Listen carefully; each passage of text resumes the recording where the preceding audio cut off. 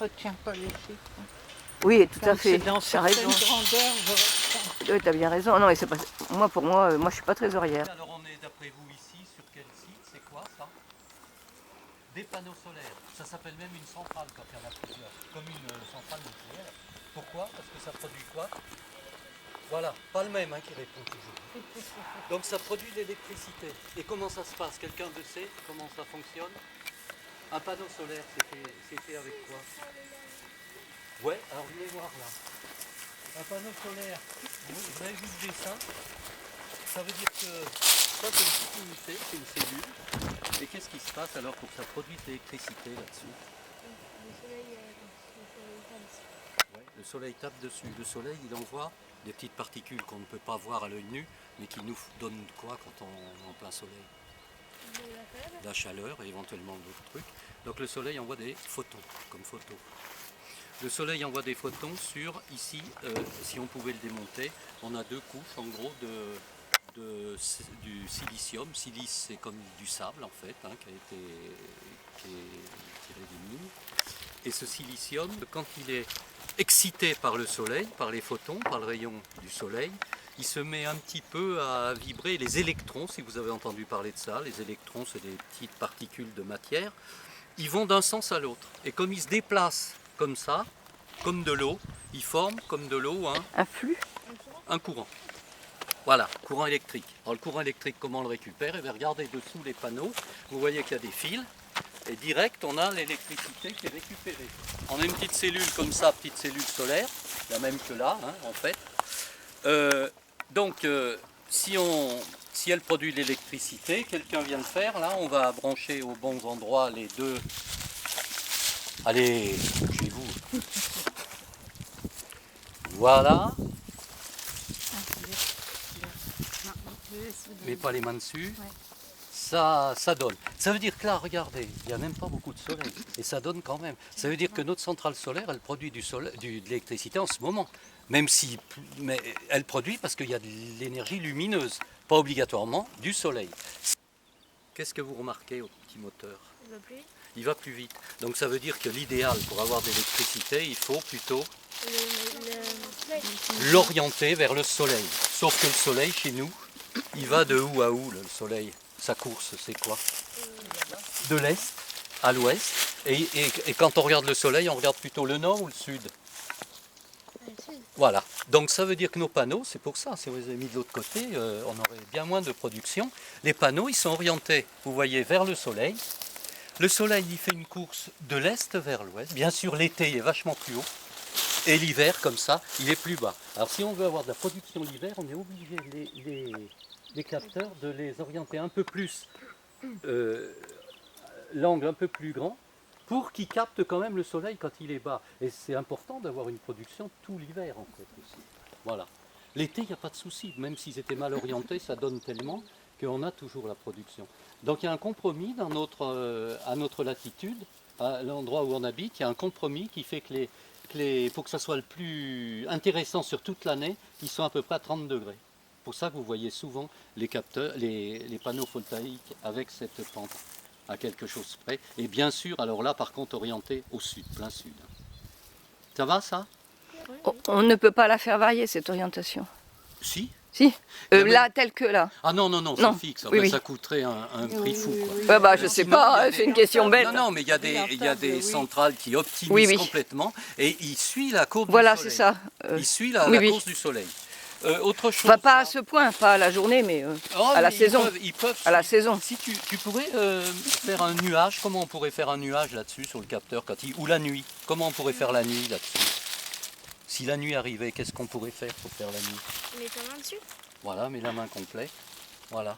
Là, on est la nuit. Ça veut dire que là, notre centrale, elle produit rien la nuit, d'accord? Ok, bien. Après, il y a des cellules plus ou moins puissantes.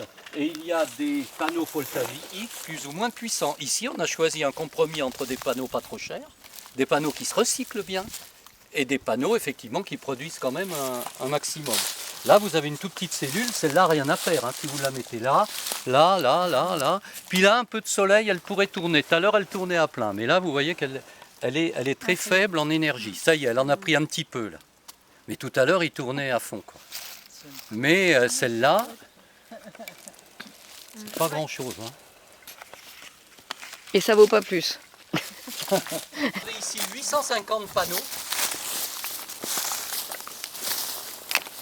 850 panneaux, ça représente, si on les met tous au sol, ça représente un terrain de foot. Que les panneaux, si on tient compte de toute la parcelle avec la terre, les roches et tout, c'est à peu près la moitié d'un hectare. Ça veut dire que c'est un petit parc solaire qui correspond, d'après vous, à combien on peut alimenter de personnes T'es pas loin, c'est 200 personnes. Ah, 220 quand personnes. même. Ça veut dire que c'est des petits parcs solaires qui permettent d'alimenter un village comme on était tout à l'heure, où on était tout à l'heure. Ça permet d'alimenter Bringues, par exemple. Sans compter le... faut pas qu'il y ait de chauffage électrique, par contre. Voilà, c'est la Sans question. parler de chauffage électrique, ça alimente les... Donc il n'y a pas de chauffage électrique à Bringues? Si, si, mais entendons-nous bien, ce qu'on produit ici, enfin on va le voir, je vais vous expliquer comment ça se passe. Donc ici on a l'arrivée du courant par la cellule. Ce courant après, vous entendez un bruit là-bas, c'est une petite machine qui s'appelle un onduleur, qui reçoit le courant qui arrive par tous les panneaux, et lui il le transforme en courant alternatif, parce que sur nos fils ici, après le courant il va être parti. Le courant qui part, c'est un courant qu'on appelle alternatif. Il fait une petite onde. Donc c'est transformé en courant alternatif et c'est ce onduleur qu'on entend, on a chaud, on a chaud, et chaque onduleur transforme le courant qui arrive de continu en alternatif. Le continu est composé de la part en école 40 continu, alternatif et c'est comme ça.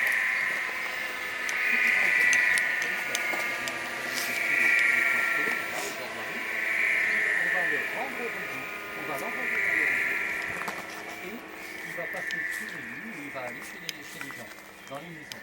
Alors maintenant, pour répondre à la question, il est bien évident que quelqu'un qui habite à Bringues ou un autre village, il ne va pas obligatoirement recevoir l'électricité qui vient d'ici. Physiquement, les électrons qui sont produits ici par le soleil, ils vont aller le long des fils et ils vont tout de suite aller là où on les demande. Si en ce moment il y a quelqu'un qui veut faire marcher des appareils, il va avoir ces électrons produits par la centrale. Donc Thibault l'aura avant les autres. Oui, Ah d'accord. oui, c'est les gens du coin, même si Oui, ce oui. n'est pas des gens qui ont Oui. pris des parts à la centrale. Les Mhm. électrons, ils vont où est la demande au plus près. Mhm. S'il n'y a pas de demande, eh bien, ils partent dans le réseau et ils vont sur le réseau général. Ça veut dire que les gens qui sont là, on reçoit de toute façon du courant qui est tout mélangé. On ne peut pas avoir une installation spécifique pour notre centrale solaire. Ça, faut bien le savoir. Ça veut dire que même quelqu'un qui s'est engagé dans Céléwatt pour prendre des parts, lui, l'électricité qu'il reçoit, elle vient aussi bien d'une centrale nucléaire ou d'autre chose. C'est obligatoire puisqu'on renvoie au réseau. Excusez-moi, quand vous dites la notion de au plus près, ça veut dire quelques maisons que ce soit à Bringues. Au Le plus près près. de la demande, oui, même tout près, là, oui. C'est tiré tout de suite. C'est celle Je veux qui dire, en avant de demande, repartir c'est au réseau, il investigue toutes les maisons de Voilà. Bringues. Ouais, pas toutes, celles qui demandent. Oui, bien sûr, mais Si il quelqu'un écoute- investigue si oui, non, ça demande. Et Oui. quand ça demande nulle part, il part. Voilà. D'accord, Voilà. d'accord. Et donc, quoi dire encore? Est-ce que c'est clair, les garçons, là, le système? C'est assez clair? Alors, si c'est clair, venez voir, on va voir si c'est clair. Un petit quiz. Vous me remettez ça en ordre, là.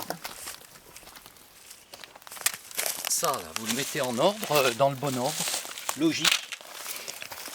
D'abord, on a le soleil. Forme l'onduleur, le courant.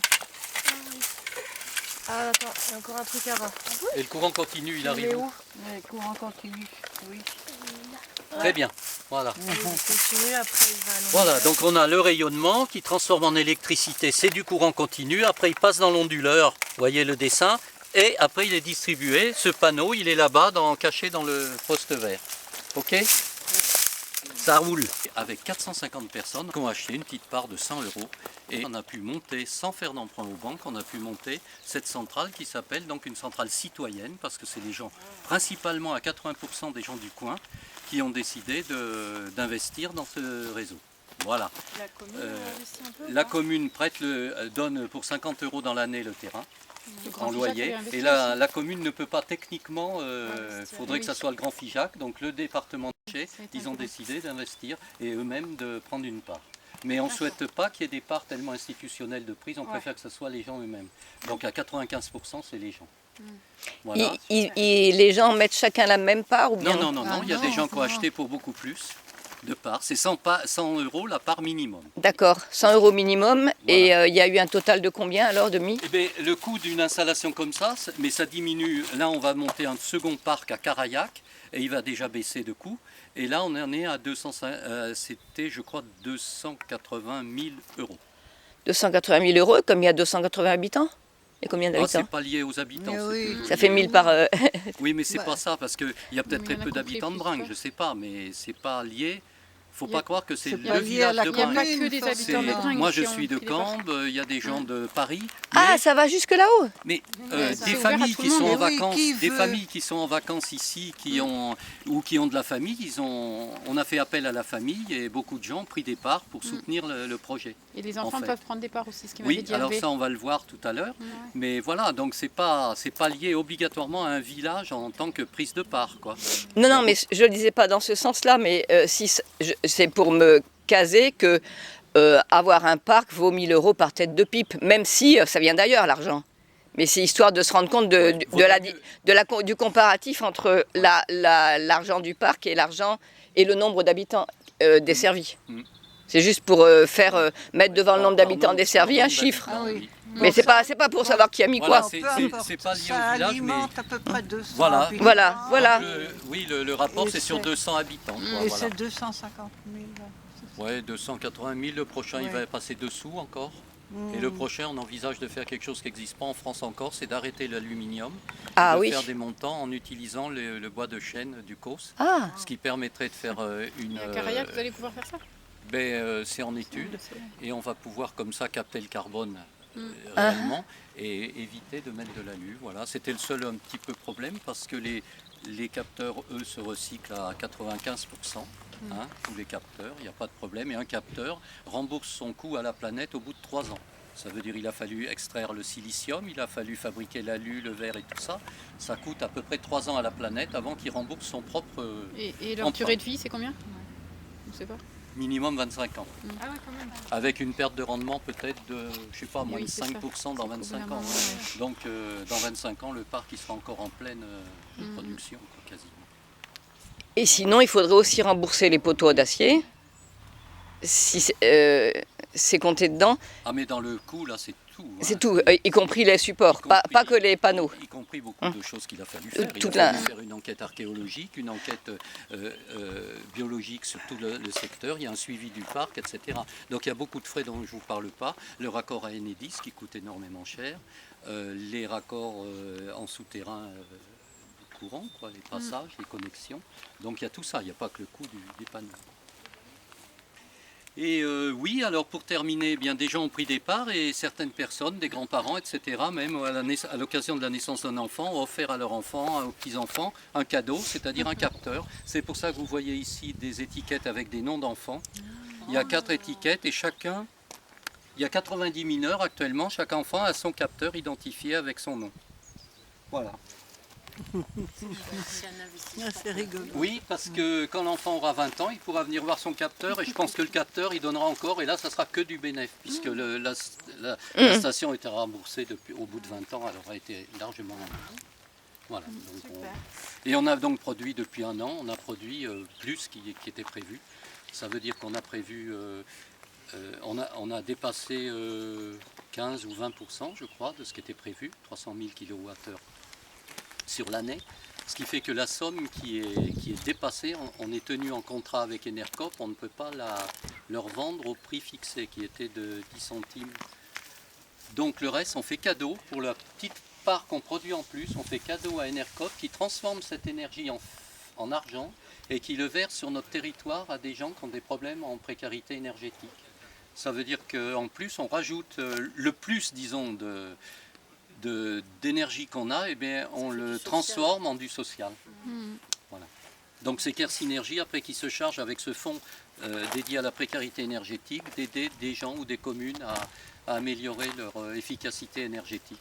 Vous avez été aidé par Quercy Énergie. C'est qui les institutions qui vous ont Mais aidé à monter aider le projet? Quercy, c'est pas tellement Quercy Énergie, mais c'est plutôt des institutions en Occitanie, en région, qui soutiennent des projets citoyens comme ça, avec après effectivement des aides techniques plus importantes. Mais Ah. il faut dire On y va qu'ici, voir il y a eu 400 personnes je vais voir. qui ont été les créateurs de cette affaire. Qu'on a fait avec ce parc a produit au mois de novembre dernier autant d'énergie qui ont été consommées pour construire les panneaux, les structures, les choses comme ça. Oui. C'est-à-dire que là, on est arrivé, maintenant, on dépasse l'énergie. Donc, oui. C'est ça le remboursement. Voilà, ça a rendu l'énergie prise, mais ça n'a pas réabsorbé le CO2, bien sûr. Ah non, Parce qu'il Mais- parlait de panneaux, de poteaux en bois, Ah oui, séquestrant mais ça- le carbone. C'est ça que j'ai pas mais tout ça à c'est fait. pour le prochain parc. Oui, mais c'est que ça serait quoi l'avantage carbone de ces poteaux en bois? Ben, l'avantage carbone, tu c'est rembourses. d'abord que Ce que t'as le pris, bois là. a absorbé du, Le bois a absorbé du le carbone, bois a c'est ça? absorbé du carbone Oui. et qu'on ne produit pas d'acier, donc on n'utilise pas l'énergie pour faire les supports acier. Et ça produit aussi comme avantage, c'est que c'est du bois local, c'est-à-dire que c'est de l'économie circulaire, c'est de l'économie locale. Puisque le projet, qui est un projet collectif, citoyen, c'est-à-dire qu'il n'y a pas de société dans le projet, c'est uniquement un collectif citoyen, puisque ce qu'on a créé, c'est ce qu'on appelle une société collective d'intérêt, une société d'intérêt collectif, une SIC. C'est une société qui peut allier des particuliers et des collectivités locales.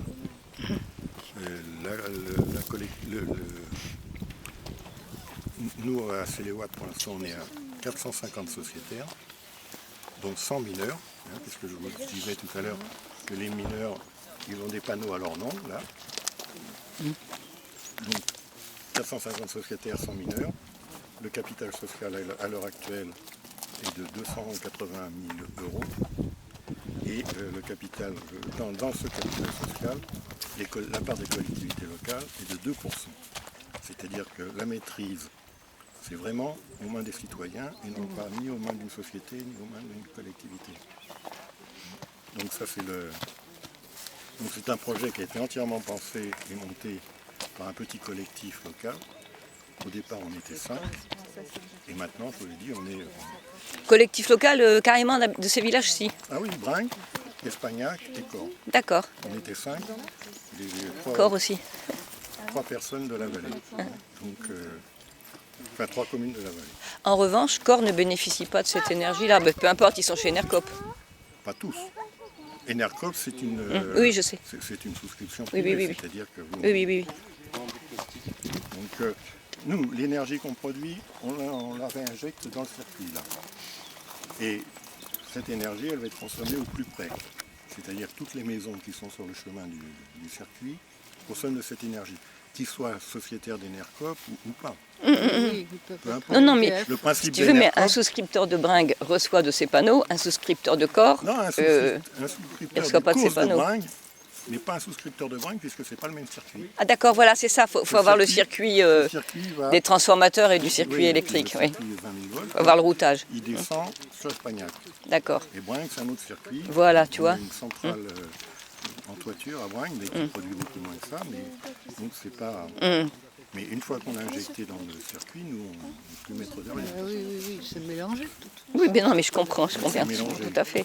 Sauf que notre raisonnement, c'est que plus on injecte d'énergie comme ça dans le circuit, plus on aura besoin d'énergie fossile ou d'énergie nucléaire. Alors ça, on ne le dit pas trop fort parce que les gens, ça leur brûle les cheveux sur la tête, certains, mais parce qu'ils nous disent que c'est pas pareil. Mais donc c'est aussi le... Et donc la démonstration qu'on fait avec un parc comme ça, c'est qu'on produit de l'énergie. Enercop nous achète l'électricité à 10 centimes d'euros le kilowatt. Ce qui est au-dessus du prix du marché, puisque le prix du marché il est en ce moment autour de 5 centimes. Mais à 5 centimes, on n'était pas rentable du tout. Donc Enercop, tous les ans, dégage un capital pour aider les producteurs. Et moi j'ai entendu l'autre jour un truc sur Flamanville. Flamanville, si ça marche un jour, sortira de l'électricité à 15 centimes. Ça veut dire qu'un petit parc comme ça produit déjà l'électricité moins cher qu'à Flamanville. Et le prochain parc qu'on va bâtir, on va démarrer les travaux dans 2-3 mois, à Caraillac.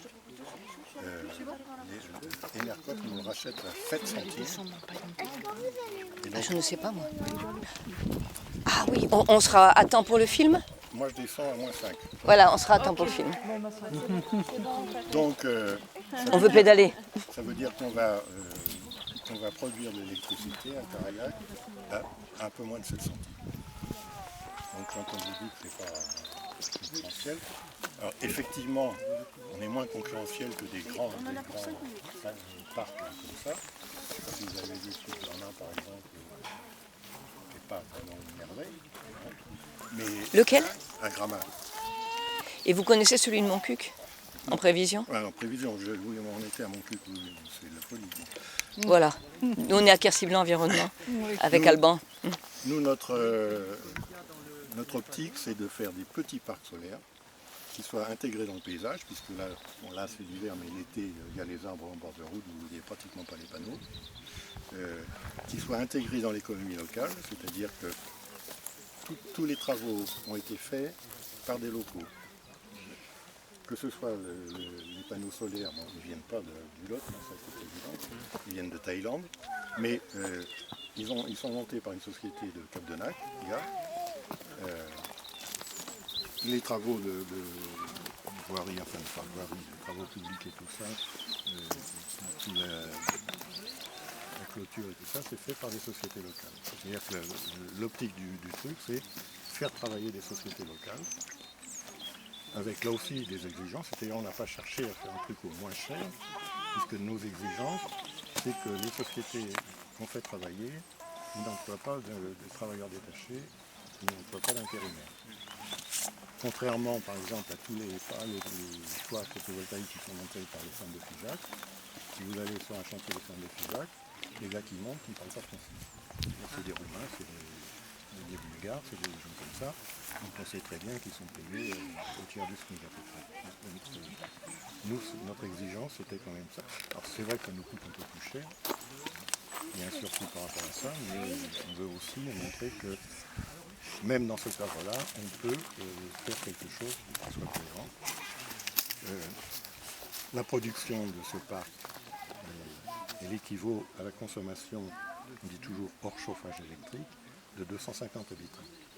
Bringues, c'est 212 habitants. Donc, vous voyez rien un parc comme ça produit plus que la consommation reconnue. C'est quand même fort. Puisqu'on a une autre toit photovoltaïque, globalement. Non mais je veux dire, c'est un terrain de foot. Et si on C'est un devait terrain de foot. inclure le chauffage, Un terrain de foot au bord de 250 habitants. Oui, il faudrait... c'est ce qu'ils ont consommé. Et on peut faire autre chose. Donc non, ça, oui, on peut chauffer autrement. Non, ce que je voulais dire, là on parlait, sur un terrain comme ça, donc on a gaspillé un terrain de foot pour 200 habitants, hein, comme ratio. Mais en fait, on peut faire d'autres activités sur un parc. Ah ben on met des brebis. Ah, bon, par contre, il n'est pas très fertile. Non, mais il n'est pas très fertile parce que... non, mais on a mis des brebis. Potentiellement. Non, on a mis des brebis déjà. Là ah bon. Et non, mais elles sont venues que en fin d'année. Oui, une journée quoi. Non, pas une journée, mais... Et puis c'était un petit parc, c'est toujours le même problème, c'est une éleveuse qui vient de s'installer, qui a un petit troupeau. Les paysans du coin qui ont des troupeaux de 550 ou 60 ou 600 brebis, quand vous leur parlez de ça, ils vous regardent en rigolant. Donc, et en plus, c'est pas quand même les terrains les plus fertiles, du coin. Mais ce qu'il faut savoir, c'est que ça c'était un terrain communal. Avant, le terrain, il ressemblait à ce qu'il y a au-dessus, c'est-à-dire du genévrier et tout ça. Et que...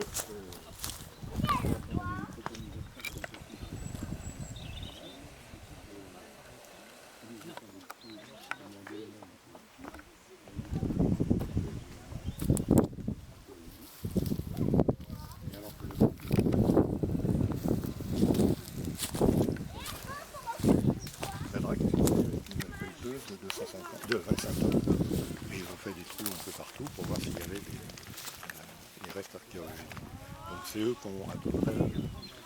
Et d'autre part, il faut savoir qu'ici, par exemple, là où il y a le portail, il y avait une décharge sauvage. C'était installé petit à petit, donc finalement, ça a quand même plutôt nettoyé. Ici, il y avait aucune activité agricole depuis plus de 100 ans. Ça, c'est du cause traditionnel, c'était du genévrier, des trucs comme ça. Alors que là, on est en train de recréer de la pelouse sèche.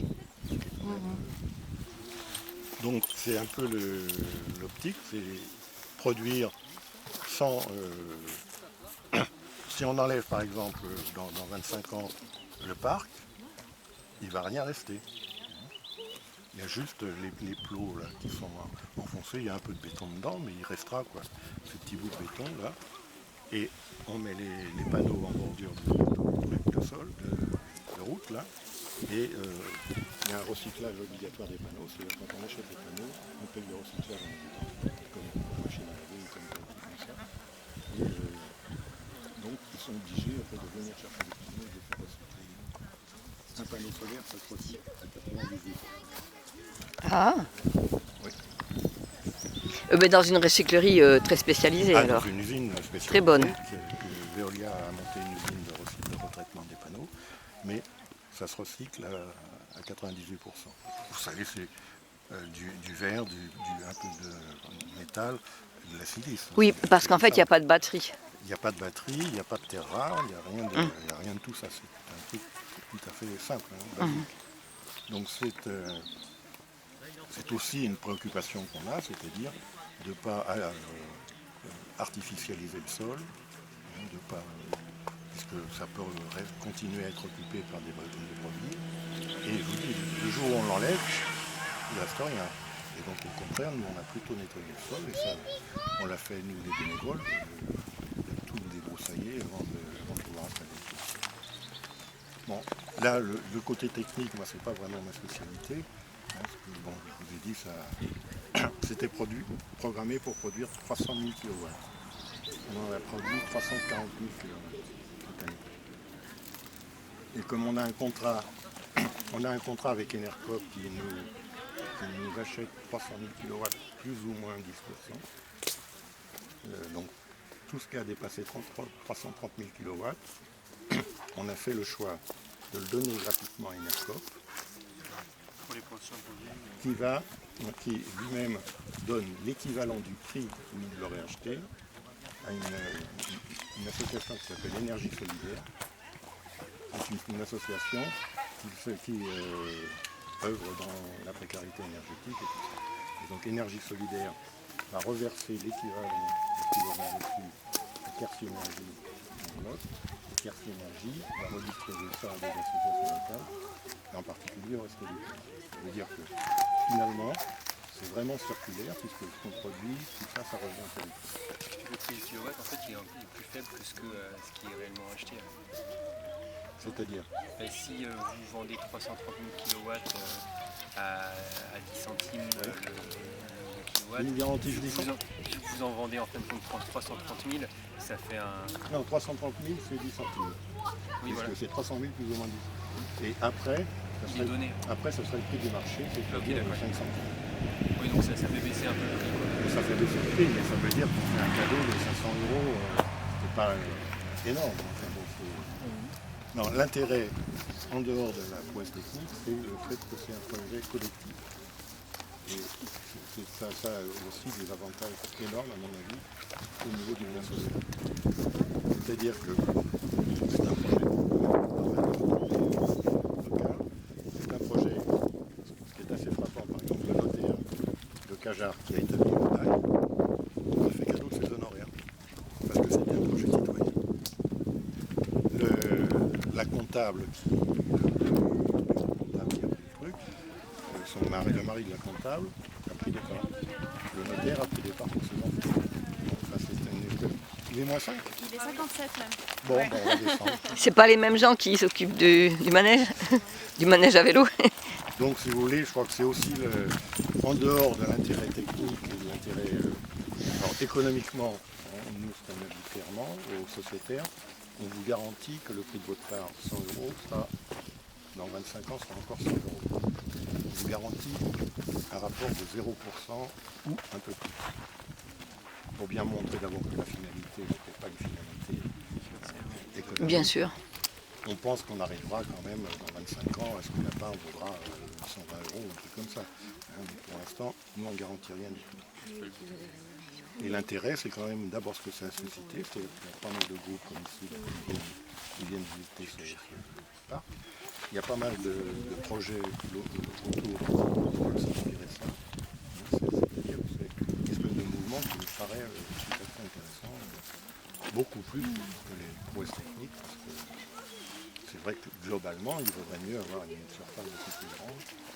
Mais là, on est limité, puisque jusqu'à 250 kW, on peut le faire uniquement avec une autorisation de travaux, alors que si on passe au-dessus, pour un permis de construire, on peut construire avec études d'impact, des trucs comme ça. Ça veut dire qu'avant même de construire le parc, il faut dépenser 15 à 20 000 € pour faire des études. Une coopérative comme nous ne peut pas se faire.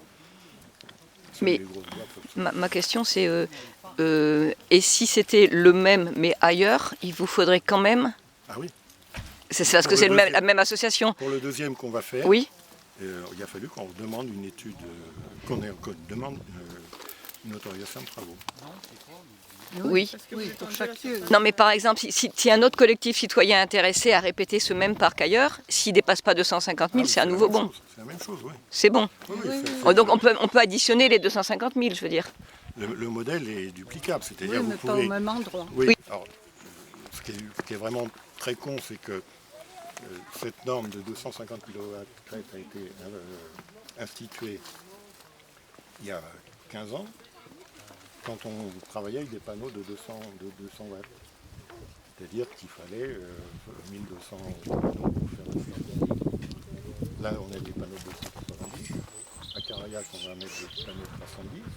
C'est-à-dire qu'au lieu de 1200 au départ, là, ici, on a 860. Et à Caraillac, on va être à 780. Donc l'emprise, de toute façon, si on reste sur la même puissance crête, l'emprise va diminuer petit à petit, parce qu'il faut de moins en moins de panneaux pour produire au moins autant d'électricité. Et juste une question par rapport à Caraillac, qu'est-ce qui fait qu'ils achètent moins cher Parce qu'Enercop, eux, c'est un pari de soutien, mais eux, ils dépendent de leur sociétaire. C'est-à-dire que ce qu'il faut savoir, c'est que les gens qui achètent l'électricité chez Enercop payent l'électricité plus cher. Ouais. Ah oui, après c'est eux qui décident. Donc eux, leur intérêt, c'est aussi de ne pas trop dépenser, parce que leur tarif d'achat habituel, c'est autour de 4 centimes. Oui, oui. Donc là, c'est vraiment une fleur qu'ils nous ont faite pour pouvoir que le parc... Est-ce que c'est eux ou c'est l'État aussi? Ah non, là, l'État, rien du tout. On n'a rien de l'État. Non, mais je veux dire par rapport au prix d'achat, parce que pour... Ah non, le prix d'achat, en ce moment, c'est... vous avez des gens qui soldent, vous avez des barrages qui sont hyper amortis, vous avez des usines nucléaires qui sont très très amorties depuis longtemps, et vous avez des trucs à charbon là, qui sont en train de liquider, mais qui pour l'instant brûlent l'électricité. Donc le tarif de marché est relativement bas. Ah oui, mais alors l'obligation d'achat à tel prix, qui c'est qui la garantissait alors? Alors c'est l'État, mais c'est vous qui la payez. Oui, mais oui, c'est l'État, mais c'est la contribution sur les factures d'électricité, oui. Donc c'est bien l'État qui c'est l'État qui a mis en place ce système-là, oui, pour obliger EDF à racheter l'électricité. Oui, voilà. Mais c'est-à-dire que ça se répercute sur la facture de tout le monde. Oui. Tandis que là, nous, avec Enercop, ce qu'on produit ne se répercute pas sur les factures. Ah oui, ah d'accord, oui, c'est pas le même... C'est pas le même mécanisme, on ne vend pas à EDF. On ne vend pas à EDF, donc il n'y a pas d'intervention d'obligation d'achat. Ça valait le coup de venir sur le terrain. Hein. Ça concrétise. Hein. Et on comprend même le non concret. Ouais. L'humain. Bon, après, c'est vrai que ça mériterait des... Là, c'est un peu court. Mais je crois que l'intérêt, personnellement, moi, ce que j'en retiens, c'est plus l'aventure humaine, les rencontres que ça nous a fait faire, et le fait, finalement, de réunir sur un projet comme ça 350 adultes. Oui, ça c'est... Et comment faire face à une pénurie qui va être au niveau du réseau mondial et des circuits mondiaux? Là, au moins, c'est On est sur place, on se voit. On voit sa production d'électricité. Que ça pète ou pas dans les circuits mondiaux, ça rassure. La grosse problématique, c'est l'autoconsommation. Mais là, c'est très compliqué.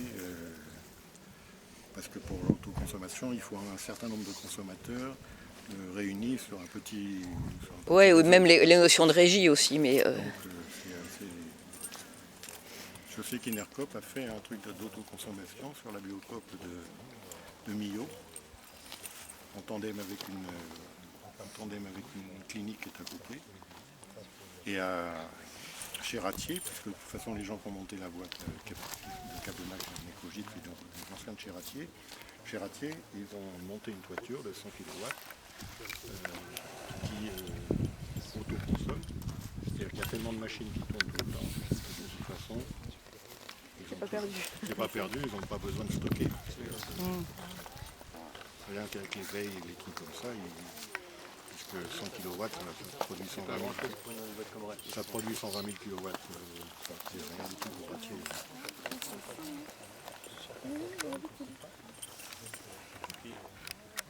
Voilà, écoutez, si vous voulez, moi je vais redescendre.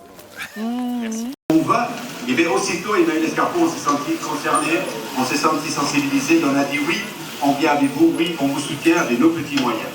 Et je crois que le combat que mène aujourd'hui Alternativa est quelque chose de très important, avec l'objectif d'interpeller, dans le cadre de la COP21, d'interpeller tous ces décideurs qui eux-mêmes sont les fauteurs et les causeurs de cette situation de climat.